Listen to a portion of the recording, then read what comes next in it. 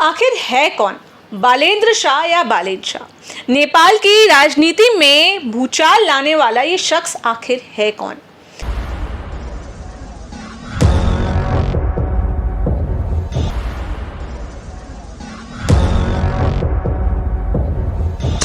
नमस्कार, आप देख रहे हैं EMS टीवी न्यूज। मैं हूं आपके साथ नेहा। हम बात करेंगे नेपाल की राजनीति में हड़कंप मचाने वाले शख्स बालेंद्र शाह की। प्रधानमंत्री के इस्तीफे देने के बाद बालेंद्र शाह को नए प्रधानमंत्री के तौर पर देखा जा रहा है। आखिर कौन है ये शख्स? रैपर से नेता बना, आखिर इसके इतने फॉलोवर्स हैं क्यों?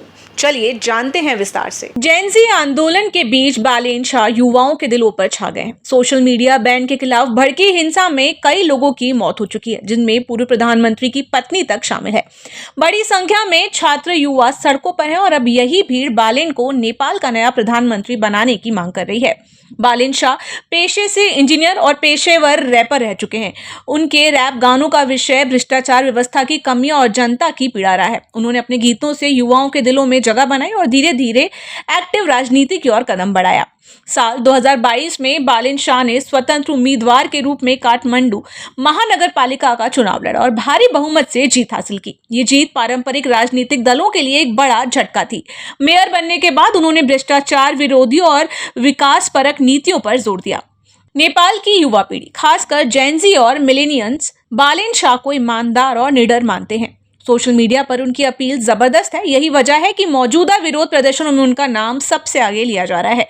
बालेन शाह कई बार विवादों में भी रहे, कभी अपने तीखे बयानों के लिए तो कभी प्रशासनिक फैसलों को लेकर। बावजूद इसके उनकी लोकप्रियता पर असर नहीं पड़ा। बालेन शाह का तेजी से बढ़ता कद नेपाल की पारंपरिक राजनीति को चुनौती दे रहा है। जनता उन्हें बदलाव का प्रतीक मान रही है। अब यह देखना दिलचस्प होगा कि क्या वे वाकई प्रधानमंत्री की कुर्सी तक पहुंच पाते हैं या नहीं।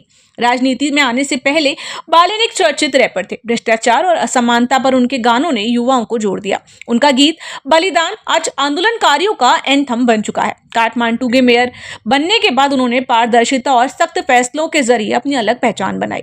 हालांकि विवादों से भी वो दूर नहीं रहे, लेकिन मौजूदा हालात में नेपाल की युवा उन्हें एक ऐसे नेता के रूप में देख रहे हैं जो उनकी भाषा बोलता है और उनकी सोच को समझता है। सवाल अब यह है कि क्या रैपर से नेता बने बालेन शाह सचमुच नेपाल की सत्ता संभाल पाएंगे या नहीं। फिलहाल इतना ही, लेकिन इस कहानी पर हमारी नजर बनी रहेगी।